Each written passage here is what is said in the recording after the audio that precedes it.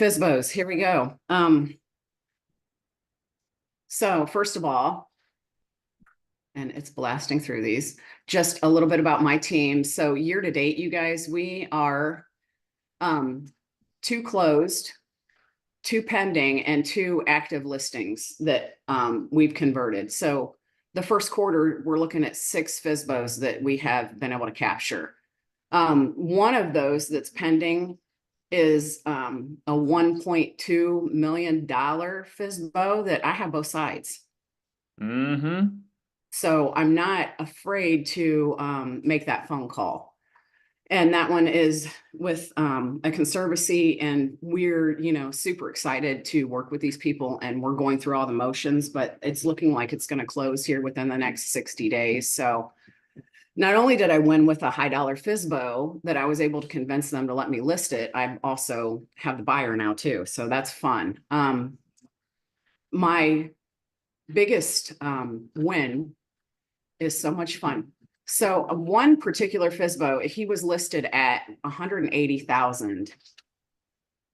Market value for this one was 125. And I know I can see the faces like, why did you even bother calling this guy, right? Like, he has to be completely unreasonable.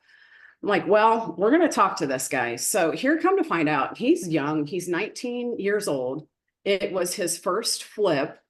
He had a ski trip he wanted to go on, and his dad gave him a deadline and told him he had to have the house on the market by a certain date.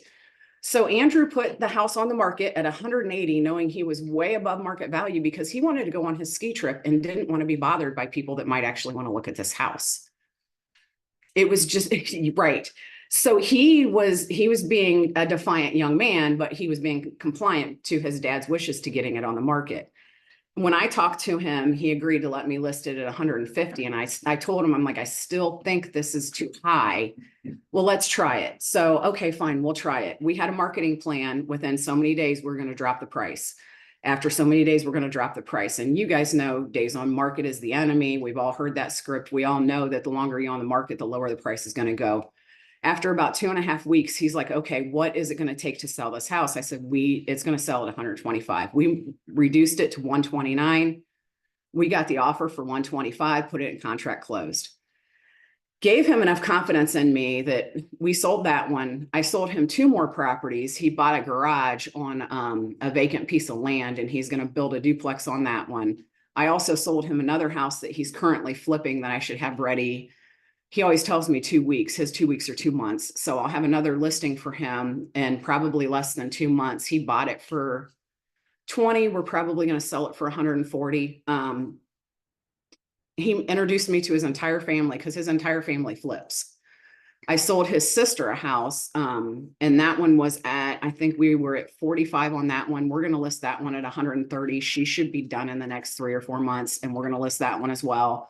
Her sister's boyfriend bought a house from me. We're in contract right now. He's in contract on that one for like $25,800. He's going to flip that one. We're looking at about 110, 120 when he's done with that one. 2 of his friends, who both just happen to be named Caleb Schley and Caleb Taylor, both bought investment properties from me that they're currently working on to flip. Caleb Schley is in contract. I've got that one. It'll close in 3 weeks. And then the other Caleb is working on it right now. So one call to what I thought was going to be an unreasonable FSBO turned into 4 more listings in my pipeline currently, and 7 transactions closed from one FSBO call. Because we don't know what we don't know, you guys. And I don't want to ever disqualify anybody just based on like, I think they could be unreasonable. Just make the phone call. What do we have to lose, right? So that is like my biggest success story as far as what I've been able to, like the most fun, I guess, is what I would say as far as FSBOs go.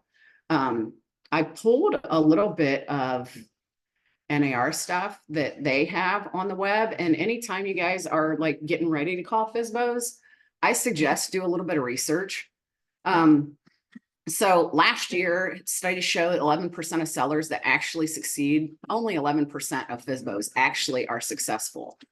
So Wow. that's a great point to know that like only 11% of all homeowners that try to sell for sale by owner are successful, that they actually get it to closing. And then if you read further, you can see the average price, the median price for a FSBO sale last year was 225,000, where agent assistant homes were 345,000.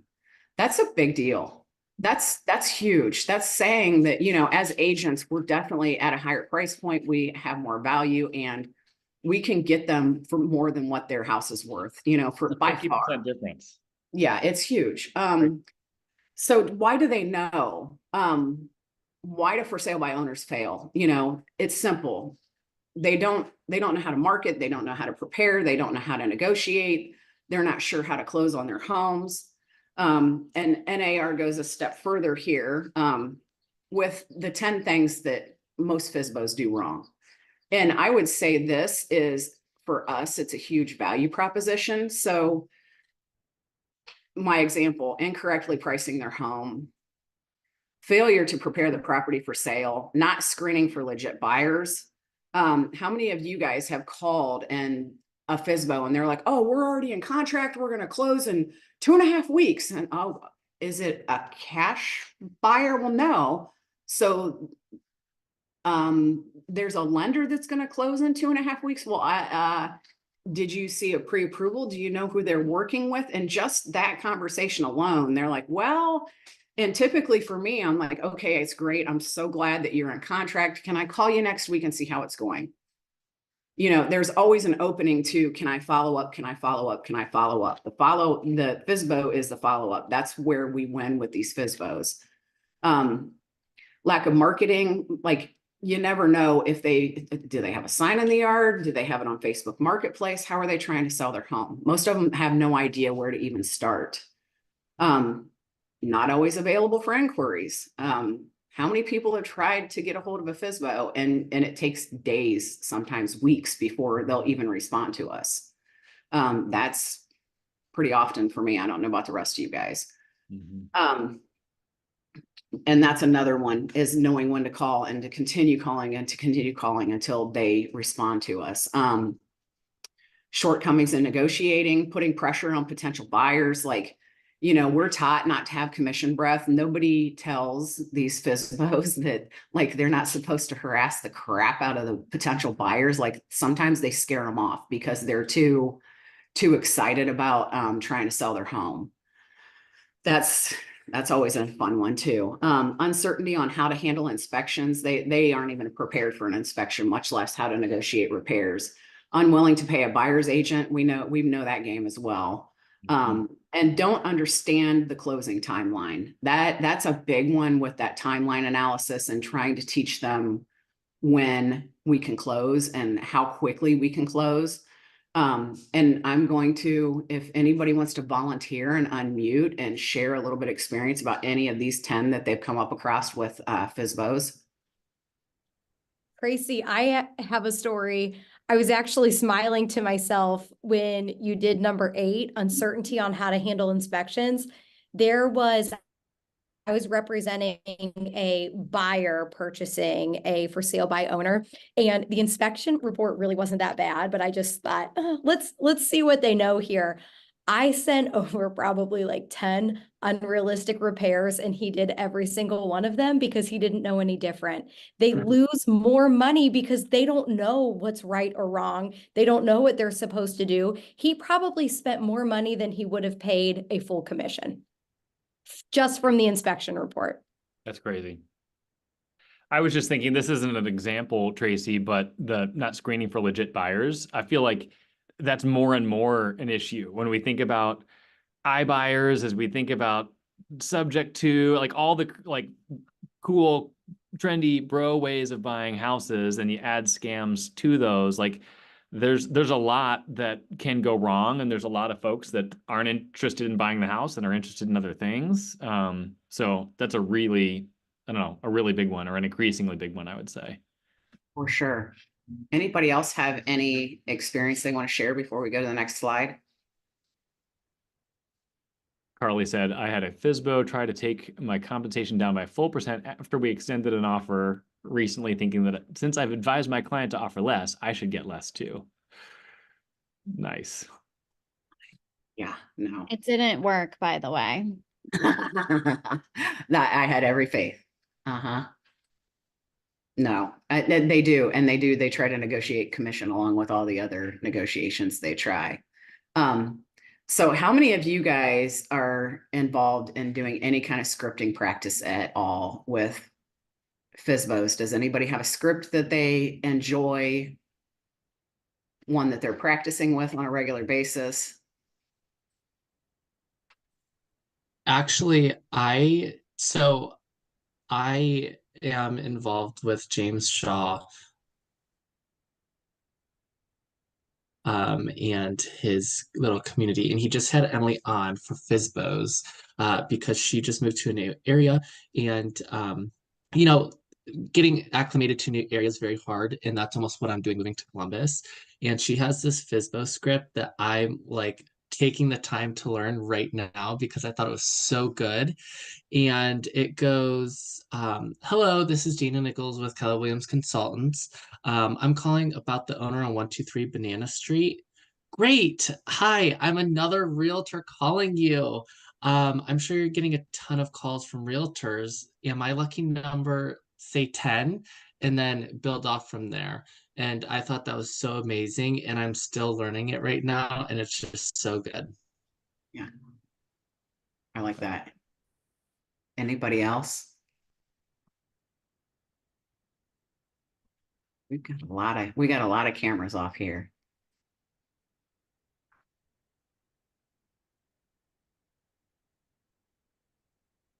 Anybody who hasn't shared anything want to jump on and make this more of a mastermind and discussion a little bit here?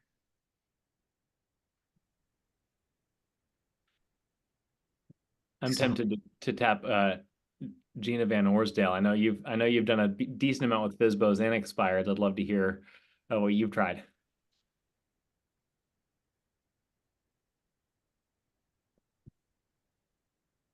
She may be away from her screen right now. Yep. Go ahead. Oh, I haven't prospected FSBOs in a bit, but something I used to do that was kind of helpful to start the conversation. Instead of trying to like get the listing or say I had a buyer, I would say something along the lines of like, do you need any assistance finding your next home? Mhm. And sometimes they would say yes, and then I would start working with them there. And then when they couldn't sell their house, they would say, okay, I mean, maybe we need to sell the house now. Absolutely. I have some friends in Canada, and it is 100% against the law for them to call for sale by owners. The only way to get in the door is either by circle prospecting. That's kind of a little bit of a workaround for them, or they do ask for sale by owners if they are shopping for a house and would they like some representation. So they have to ask them if they could be a buyer's rep. They're not allowed to ask them for the listing. So it's fun being with the Clarity group and doing masterminds like on an international level and realizing like the obstacles people come up against. The mastermind we had last night in New York, because of some kind of weird COVID rule, they're not allowed to call the FSBOs. It's like an $11,000 fine. They can door knock or they can send snail mail, but they are not allowed to call and solicit right now. And they're supposed to be revisiting that, like I think in April, to maybe let them off the hook on that one. So there's always ways around, and it's fun to learn how other people do things.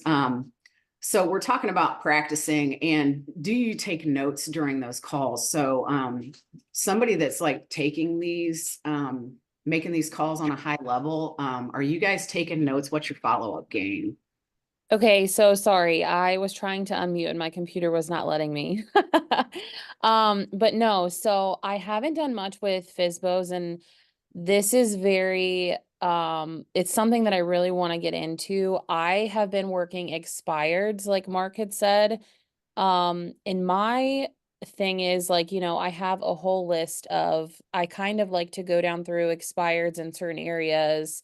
And then I kind of like make notes on them and the date that I did it. And then if I haven't heard anything, like a week later, I typically follow up with even like maybe a text at that point. like, hey, you know, I called you, this is Gina Van Orsdale. I had called you last week regarding this property.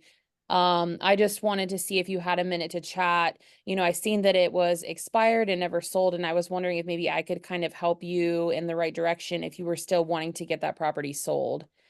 Right. Kind of going somewhere like that, but I'm definitely interested on the FSBOs because that's something I haven't really worked with yet. So I'm really interested to see the advice that Tracy can give and help me kind of move in that direction.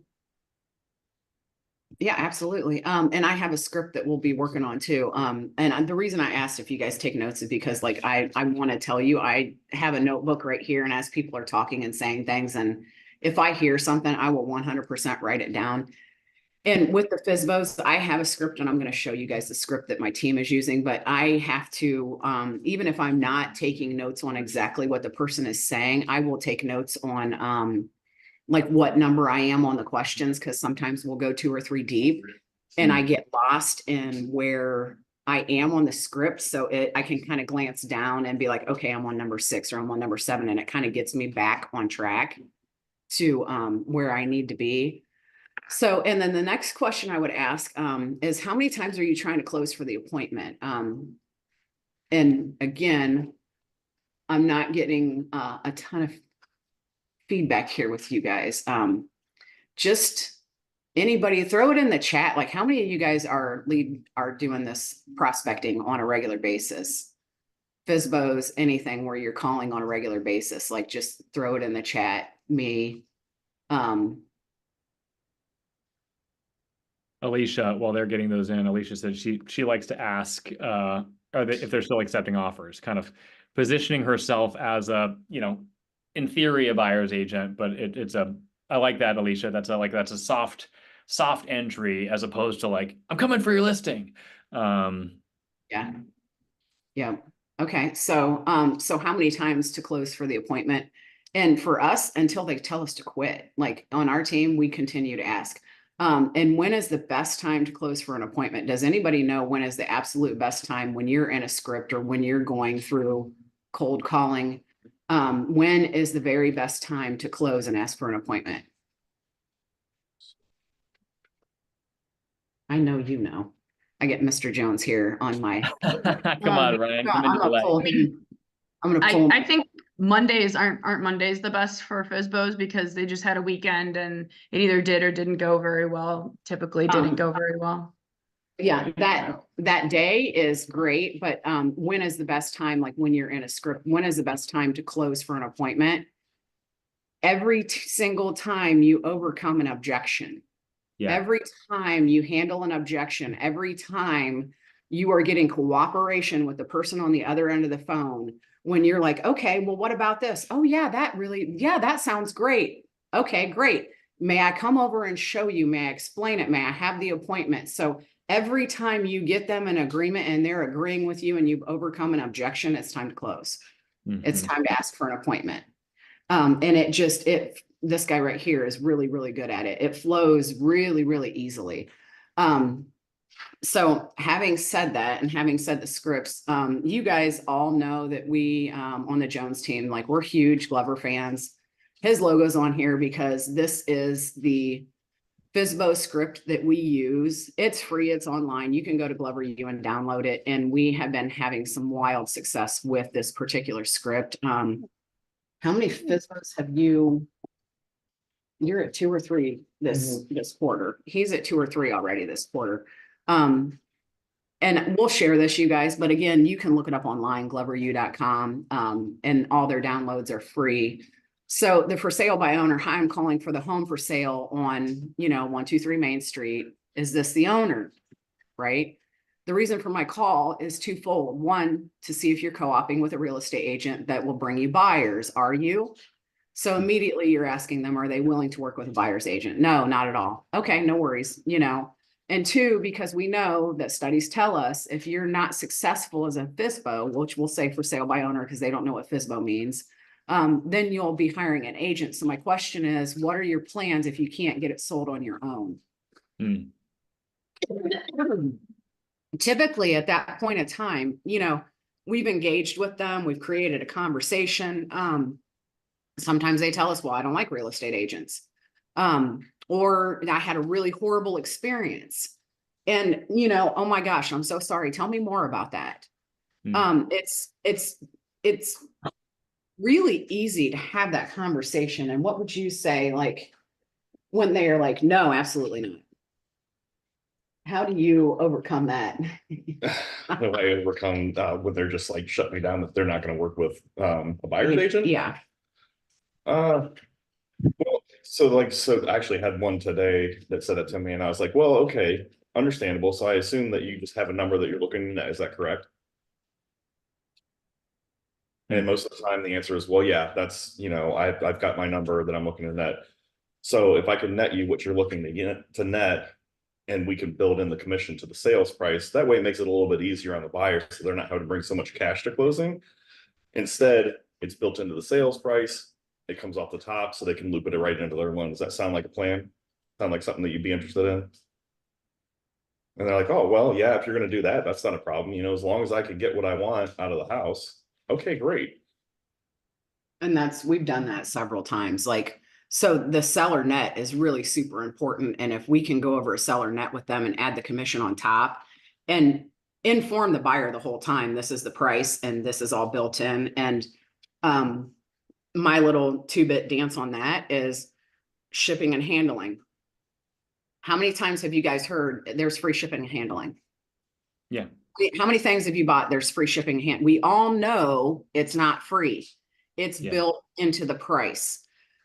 It's always built into the price. Commission is not free. It's built into the price. When you look at the market and you see all these houses that are for sale by real estate agents, the commission is already built into the price. So how do we build our commission into the price when it's a for sale by owner? And in this current market, you guys, we have to keep that in mind, especially when we may or may not see where sellers are not wanting to pay buyer's commission. We're going to have to get really creative about our value and really get solid in this FSBO script, because buyer's agents, here's your little nugget for the day.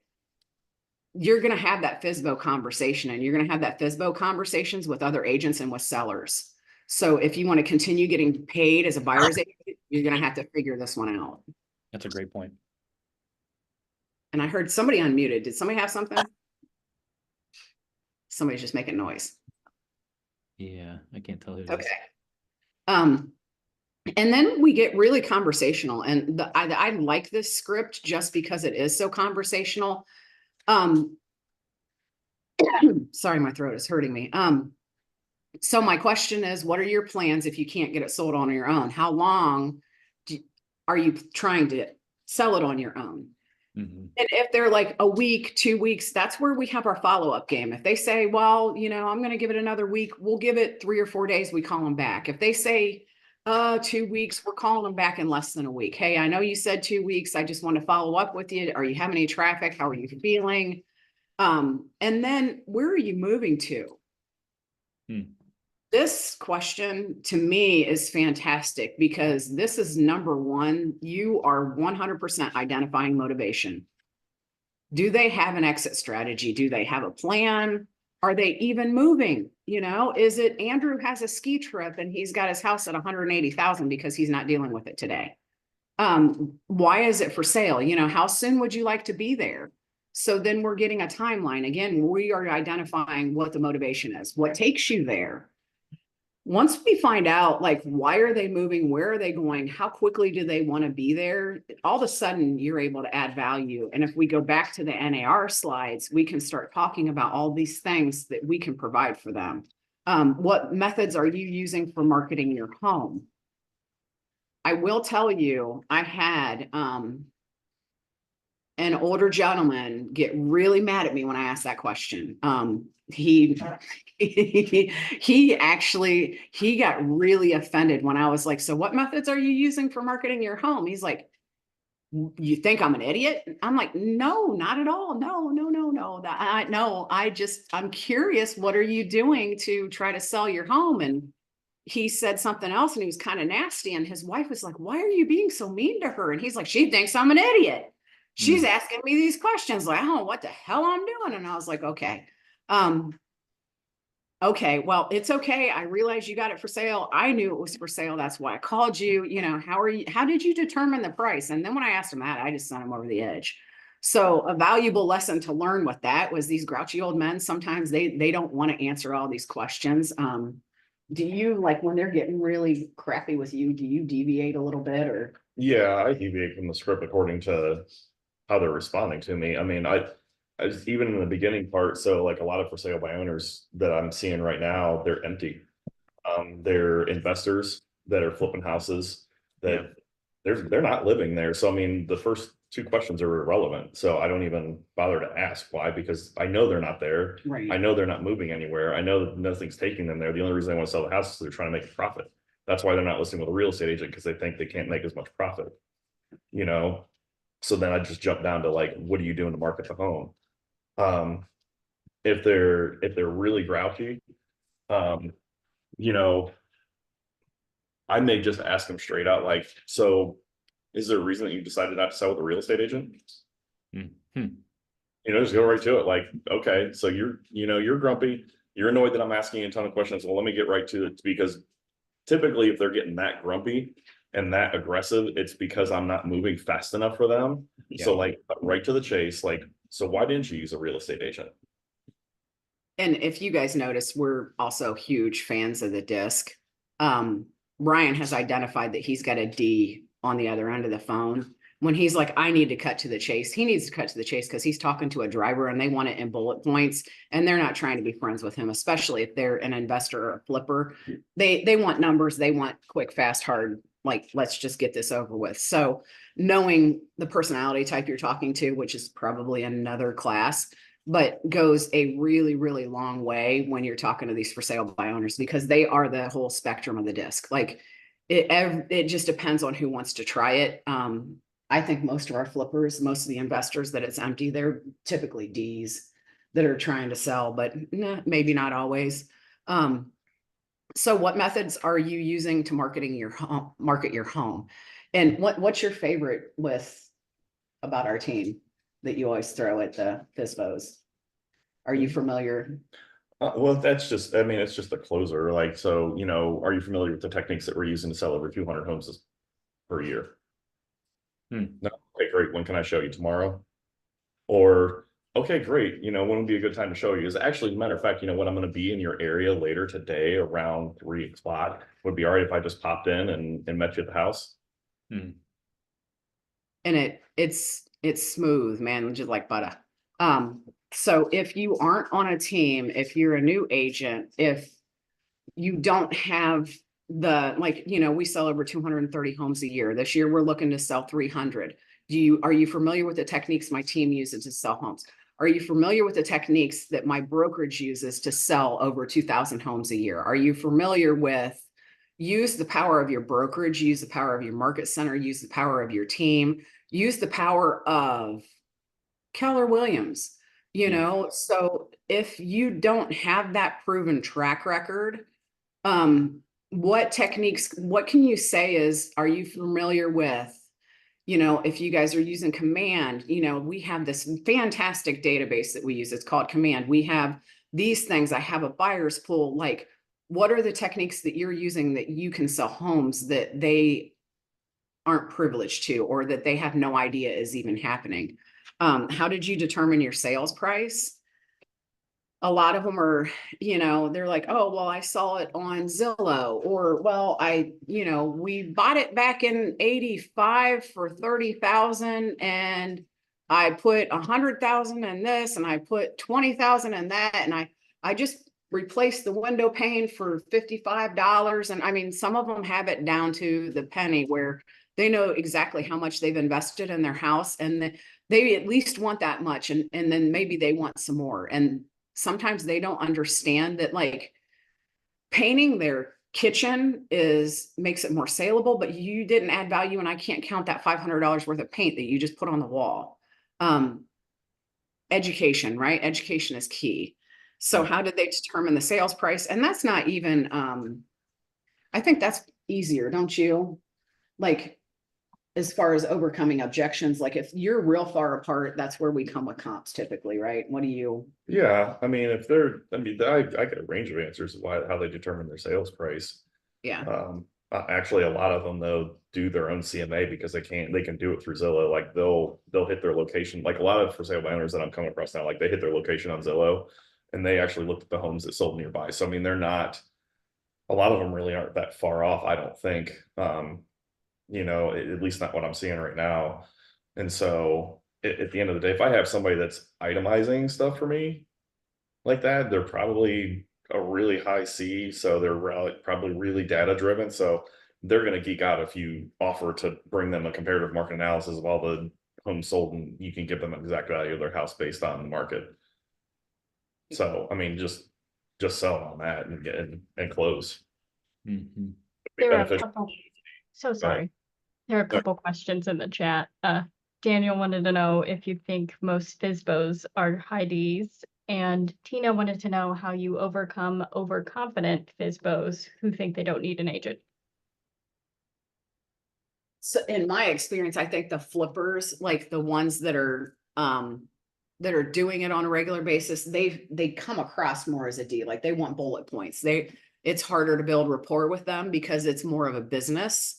I think they're the spectrum of the disc. I don't think they're all high Ds. And then overcoming overconfident FSBOs thinking they didn't need an agent. Well, that's normal. Like otherwise they wouldn't be trying to sell it on their own. So, I mean, I come at them like absolutely. Like I have full faith that you can get this done on your own. Most for sale by owners can. I mean, especially in this market, it's pretty crazy. We all know, it's pretty easy to throw a house up for sale, and it's a tight market. So I have every faith that you will have no problem selling this on your own. Like I feed their ego.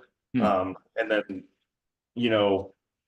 kind of ask, do you think it would be beneficial to you to have as many people view your home as possible? That way you'd have a better chance at selling it for more money. Yeah. And he's got would you, and if that's the case, would you be open to sitting down with me and letting me show you how I can get this to a broader audience and potentially get you even more buyers and even more eyes on your house, so you could potentially get even more money than you ever thought? Would that be something that you're open to listening to?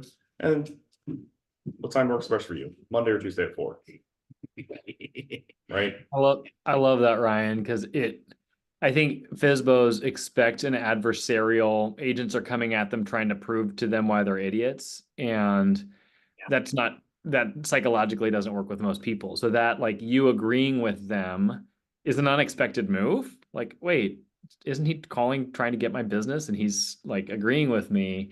It disarms them and puts you on the same side of the table as them, which gives you a better shot at least getting time to sit down with them.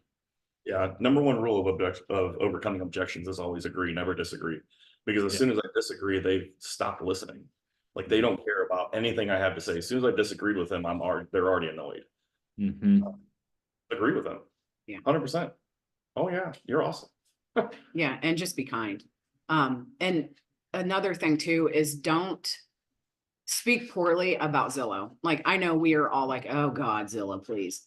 But that is their trusted source, and when we work with lenders, like we have a lending partner that we use, that we love, that we want to use every single time. However, if someone comes to us pre-approved and they love that lender, we are not going to disrupt that relationship because we want to build that rapport with that client.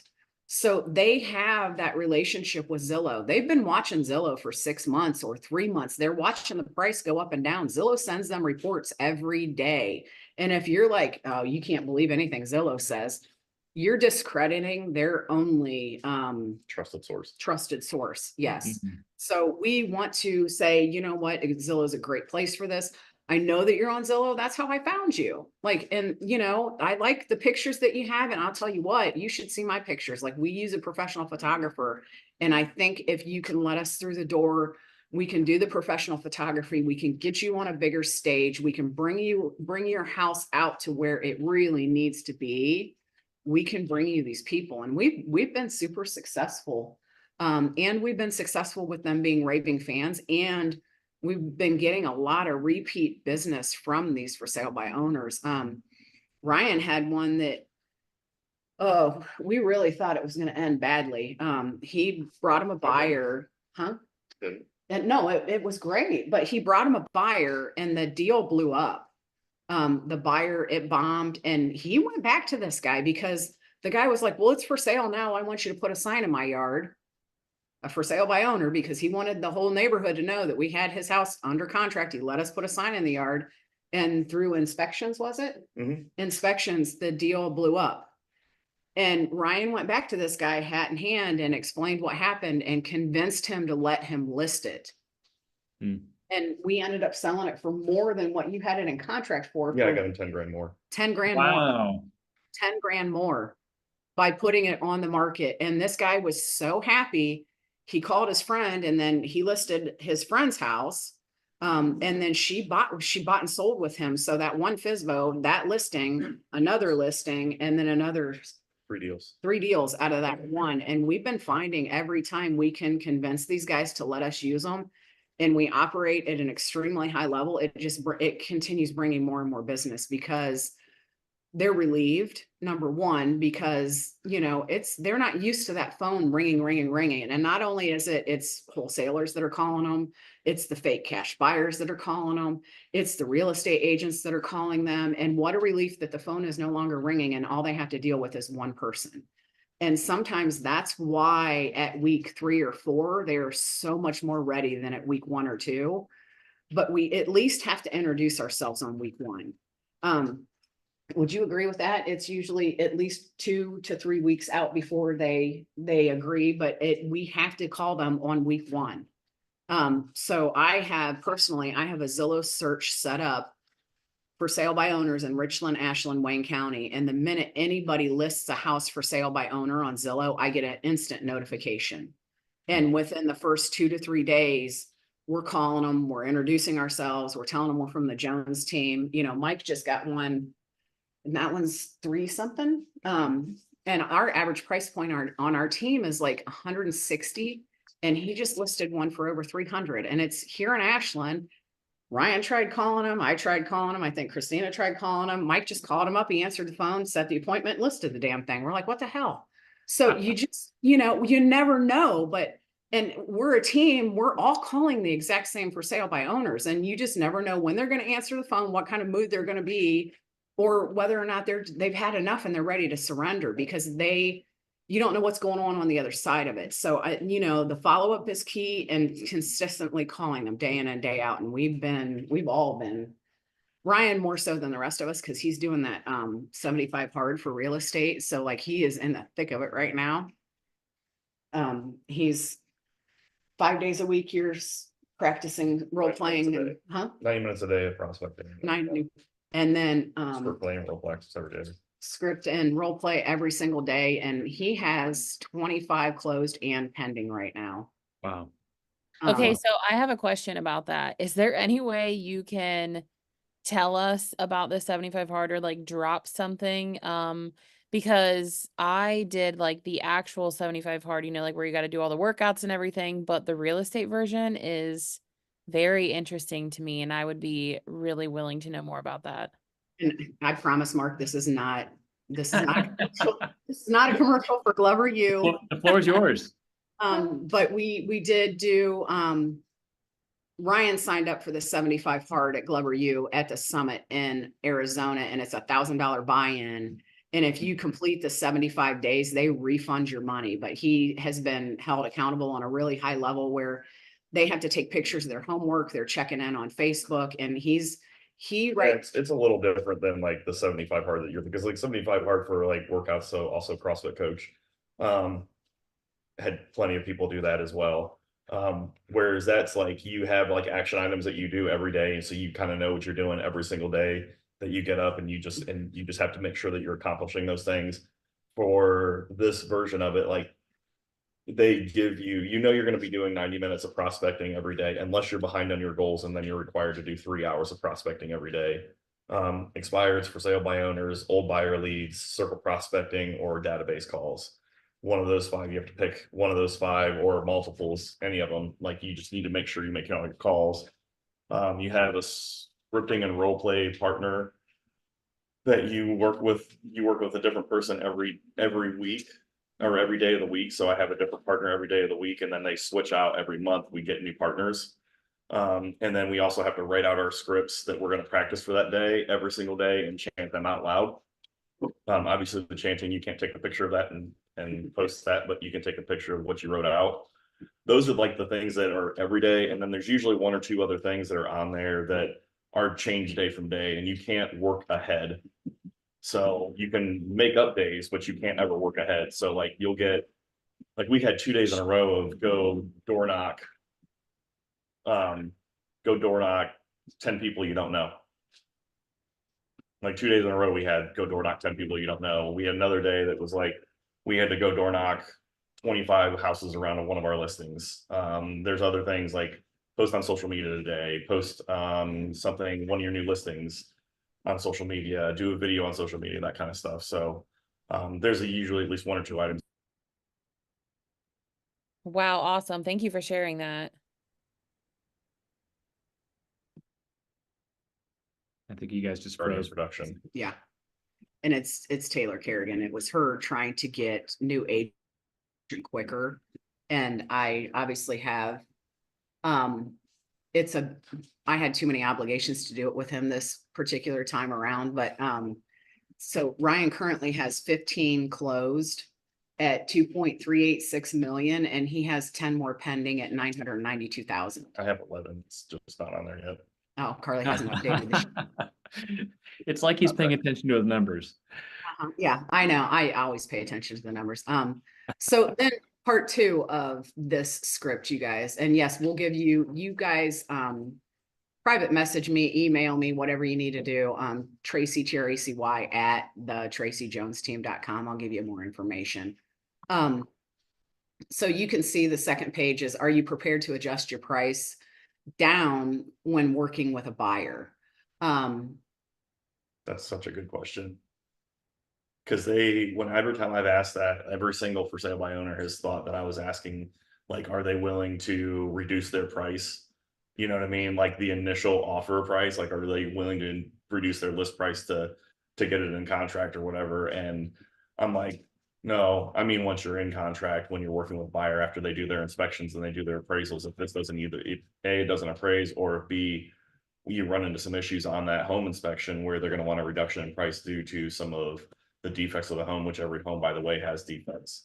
And a lot of them are like, well, I really haven't thought of that. And that's a great segue into, well, are you aware that nearly 2/3 of every real estate agent assisted transaction doesn't get to the closing table without changing terms and conditions and price? Interesting. Mm-hmm. And why did you decide to sell yourself rather than list with a real estate agent? And this is its own little bag of tricks here. There's a lot of answers. A lot of times they want to, they're like, well, I didn't want to pay commission, or, you know, my last experience with an agent was not pleasant. And for me, I never ask who the agent was. I'm always like, oh my goodness, I'm so sorry that you had a really bad experience. Can you please just tell me more about that, or tell me what happened? What went wrong? And again, for me, I'm interviewing them just as much as they're interviewing me. And sometimes there are those people that no one is ever going to please them. And based on their narrative of the last agent, I'm making a decision whether or not I want to continue following up with them. Would you agree or disagree with that? Like, what do you feel about that one? Why did you decide to sell yourself rather than list with an agent? Yeah, if they have negative things to say about an agent, like, or is that a red flag for you? Because sometimes it's a red flag for me. Yeah. Ryan just wants to make friends with everybody. I mean, I'm still gonna meet them because, like, you never know what happened there, right? Like, I mean, set the appointment, get in front of them. Yeah. I mean, seriously. Follow the call, right? You know, I mean, I'm not gonna flag anybody just based on a conversation. I'd rather see their body language and things like that, but you know, because I mean, they may have really had a terrible experience with a real estate agent. Yeah. You know, and at the listing presentation, like, I'm telling them 1 of 3 things is gonna happen today. Either you're gonna like what I have to say, and I'm gonna go ahead and we're gonna get started. We're gonna sign a listing agreement today. We're gonna put a sign in the yard. I'm gonna list your house, or you're gonna decide that that I'm not your bag of tricks and you don't want to work with me and you don't like what I have to say, and that's fine too. And the third thing that could happen is, you know what, I may decide that I'm not the right agent for you and I may decide not to take your listing today. Oh, how do you handle the commission conversation? The FSBO doesn't want to pay, and that's why they list themselves. And that's really simple, and that is having a very strong value proposition and knowing your worth. And I will tell you guys, when you show up at that appointment, you better be convinced that you are the best person for that job. There's no one that's going to do a better job of selling that house than you. Yeah. Because if you aren't convinced, they aren't going to be either. Mhm. And there's several times,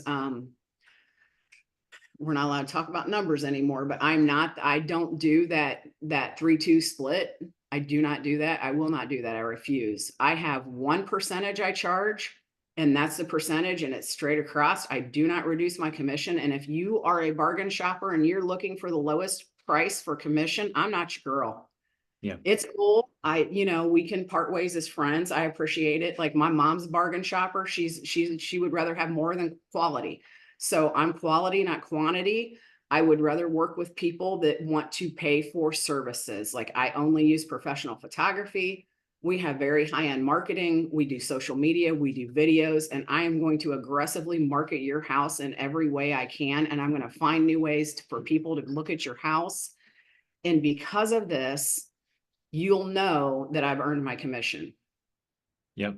Well, And and we looked at a study recently where it's only, I think, 15% of the population is that type of person, Tracy, that's like that all they care about is price. And your job is not to convince them otherwise. Your job is to serve the other 85% because there's plenty of meat on the bone there.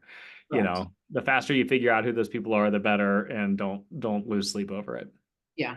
And there's it's called ninja selling that I read when I was very new to real estate. And I went to one of those ninja installations, and the way they explained it is, I really loved it, is there's people that are going to shop at Walmart. That's their store. They're only going to shop at Walmart. There's people that are going to shop at Nordstrom's. And then there's people that are going to shop at TJ Maxx. Where do you want to shop? You're not going to find me in Walmart. Okay. Girl likes fancy stuff. But if that's their jam, that's okay, because there's Walmart agents. I'm not one of them, and I won't be that direct normally with a for sale by owner or somebody like that. I literally, that is the thing I say all the time. Like, if you're bargain shopping, I'm not your girl, and they usually laugh, and I just move on with it, because I would prefer to walk away than cut my commission, because people that are continuing to cut, and when the market gets tighter and tighter, like, what are you going to do when you can't walk out the door and trip over business? Like, there's a value proposition there. So, and it's a mindset too, of knowing you're worth it and you've earned it. So I'll get off my soapbox on that one. That's a big one for me. When we devalue ourselves, it's upsetting to me. Mhm. So if you were to list, if you were to list, which agent would you list with? I used to be scared to ask that question, because I was like, oh God, what if I know the agent? Or what if? And then, you just throw that question out, and then all of a sudden it's a really easy conversation, because it's basically, yes or no. And sometimes you've had it before too, where they're like, well, I kind of have an agent. And then they start talking about it, and they're like, but this agent didn't do this. They didn't do that. How did you pick that agent? If you were to list, what would you expect the agent to do to sell your home? This is really good with, are you familiar with the techniques? That's where we throw that in. Are you familiar with the techniques my team uses to sell over 230 houses a year? No? Well, I would love to show you. How much time will you take before you consider interviewing the right agent for the job of selling your home? And I think this one is huge, because we always, even when our buyers come across, we have buyer leads, we're still hooked on the Zillow crack just for today. when we had the buyer leads come in and they, you know, they say that they may have talked to another agent, we don't immediately dismiss them. We're like, oh, so it sounds like you're still interviewing agents. Hmm. You know, I would love to be the person you hire for the job of your real estate agent. And especially for sale by owners, when you are telling them that, like, I would love to interview and I would like you to hire me for the job of selling your home, it comes across very differently. Because you're not just asking for the listing, you're asking for an interview. You're asking to be hired to do a job. And that is much more palatable than just, hey, can I stick sign in your yard? Can I sell your house? And what has to happen before you will consider hiring an agent? And that's another really good one and a really easy way to close too. Wouldn't you agree? Mm-hmm. Yeah, I like both of those questions. Do you find, Tracy or Ryan, that these are all open-ended questions, which is obviously no accident. Do you find that most, when you're not hitting all 11, but you're probably hitting a handful of them, my assumption would be that most home sellers don't really have good answers to many of these questions. You're kind of exposing the gap in their planning. Is that accurate, or do you find that they kind of, oh, here's who I would, or 2 weeks, or here's the number? Like, I'd love to hear your thoughts there. Yeah, I mean, some of them do, believe it or not, have timelines and things like that, or they have, like, everybody knows an agent, I swear. They all have like a brother or a sister or cousin, a family friend or whatever that's been an agent, and they always throw that out there but it's a deflection, you know, it's a smoke screen. Because if they were going to use that agent, they already would have hired them. So, you know, why are they not using their friend or their brother or their cousin or whatever? You know, I mean, if you have somebody in your family that's a real estate agent, you're selling for sale by owner, why aren't you using them? Yeah. Obviously, there's a reasoning behind that. And so then moving into those questions, like how much time will you take and what has to happen? I do think those are open-ended enough that if they have a good answer to one, they usually don't have a real answer to the second of those last of 10 and 11. And it opens the door to just close. And I mean, at the end of the day, for me, I'm just trying to get in front of them. Like, I just want the appointment. So I can have a conversation. For sure. We're tight on time. I'm curious, just quickly, how do you approach the listing, that appointment, any differently than just a normal? If a friend calls you and says, Ryan, I would love you to come list my home, obviously that's a setup. Whereas when you're going in with a different tone, like what's different about the listing appointment? It's really not. As far as like what we bring with us, like going to visit a stranger or going to at a competitive listing versus a come list me.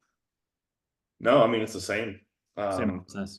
Yeah, I mean, it's your listing presentation. Like, there's a script for that too. Like, you should be practicing your listing presentation as well, with somebody on your team, with somebody in a group somewhere, because it should be the same professional presentation every single time. Whether it's a close friend or whether it's a total stranger, they should know that they're hiring a professional to do a job. And everybody should get that same. Yep. you Yeah. know. We are big on quality control in our processes and systems. And even if it was our parents, we would still go do our listing presentation because it's practice. Like, Michael Jordan didn't show up on the court and just land baskets in the hoop. So even if it's a come list me, you need to bring your A game. You need to be dressed professionally. You need to have your comps. You need to have all your paperwork. You need to be ready to go, and you need to show up like there's nobody better that's going to do this job than me. And why? Because you're prepared. You have your value proposition, and you know that you believe in you. And that a lot of that is practice. It's practice, it's scripting, it's overcoming objections. And what's beautiful with Ryan right now, that he's training and scripting and practicing with all of these different people, is they're making all these calls and they're coming back and they're like, oh man, I got this objection last week. What do you think about this? And it's real life objections because they're prospecting so hard. They're getting those not from just stuff we're making up or having fun playing as agents on one another, playing off of one another. We have real objections that we're handling and we're sharing with the team. And it just brings you to that next level of like this, we can do this, you know? So the cream rises to the top. Well, and with like a listing appointment, like what happens when you think it's a come list me and you show up and they're interviewing agents Yeah, because you thought it was a come list me, whoops. right. Yeah, Well, I like to make the point, we're in both a transactional and a relational business, and your opening analogy or your opening illustration, Tracy, about the one that turned into the 7 doesn't happen unless you create a raving fan out of them, which doesn't happen unless you come, showing to play. So even in a come list me scenario, they may say, "Oh, I don't care how you come. I'm still going to work with you," but they may not ravingly tell their friends about you. And so that's the goal, is how do I create a raving fan that generates referrals and reviews from this opportunity, not just how do I land this particular listing. absolutely. And we're 2 minutes over. Sorry, you guys. Any final notes that you guys want to hit? This is fantastic. I can drop that PowerPoint. If you guys want it, I can drop it into like the agent's page or share it with Mark if he wants to put it out. My team is always looking for people to role play and script with. So if you guys are interested with just meeting in the mornings, like on a phone call or whatever, you want to script with people on my team, they're required. So we will 100% volunteer my team to help anybody in the market center learn these and overcome objections and move forward. We're here to help. Love it. Thank And you. Yeah, send me that, and we'll send a post meeting invite, or excuse me, email with the recording included, but we'll include that file if you'd like, Tracy. That's any advice for introverts. Oh yeah, just suck it up and do it. It's seriously, because I'm not like, it's not fun, it's not comfortable. Like I'm definitely, people will say, "Oh my God, Tracy's an extrovert. She loves people. She loves to be around people. She loves crowds." Absolutely not. I absolutely hate it. But you know what I like more than being introverted is money. So if I want money, I have to get over the being an introvert. Like there's nothing better than being alone with my dog in the woods, except for when Ryan comes with us. Yeah, get comfortable with being uncomfortable. That's right, Ty. Yeah, you have to do it. And it's just, I think sometimes though, it's about like the fear of rejection, like it was for me. Like it sucks to like there's so much rejection when you're prospecting all the time. And it's to get over that, like where you just know like that's going to happen, and I'm going to get a ton of rejection, but it's going to get me to a yes and a really great relationship. For me, like once I get going, but even now, like I still like get in my head, I'm like, oh shit, I don't want to do this. Like, man, I got to talk to all these people and they're just going to be assholes. And then I start making calls, and like I still get some of those folks, but then I'll end up with at least a couple good conversations. Yeah. At least 6 to 10, and within an hour and a half period, I can get some really good conversations with folks, and then it's 5, 4, 3, 2, 1, right? yeah. And Ryan is a very high S, you guys. So if you notice the amiable, the biggest thing that they have to overcome as amiables is rejection, because they love everybody. They want everybody to have a good time. They want everybody to get along. And when they're rejected, they take it personally. Driver don't care. That means I just get to move on to the next one. So different, the yin to the yang, so to speak, but also, knowing what's your superpower, you guys, what's your strength? Are you a driver? Are you an I? Are you an S? Are you a C? Like where are you on that spectrum, and how do you deal best with other people? And for any of my other amiables out there that understand what that's like to be like, hate all the rejection and we just want everybody to like us, and it sucks when people are mean and shitty to us, just know that it's worth making those calls, because I guarantee you are 100% the person that's going to take care of that client that decides to work with you better than anybody else, because you're actually going to give a shit about them more than any other personality type. For sure. And so think about that. Like if you don't get to talk to them, and you don't get to get in front of them, and you don't get to work for them and help them sell their house and help them move to their next location, they might have somebody else that just jams them right through a transaction. They have an awful experience because they moved too fast. They didn't listen to them. They didn't pay attention to them. They didn't care about what they had going on. So as an amiable, like that's why I know I'm like 100% the best person to work for them, because I know I'm going to care more than anybody else. That's so good. And not that I don't care, you guys. I care in shorter amounts of time. I care in bursts. Well, thanks, y'all. Special kudos to Sarah for bringing a napping baby and still putting the screen on. That was adorable. So that's awesome. Tracy, Ryan, thank you for bringing value. We'll send a follow-up with the recording and with the notes. And you all, if you're with Elevate, enjoy your awards night tonight. Otherwise, enjoy the rest of your Thursday, guys. Guys.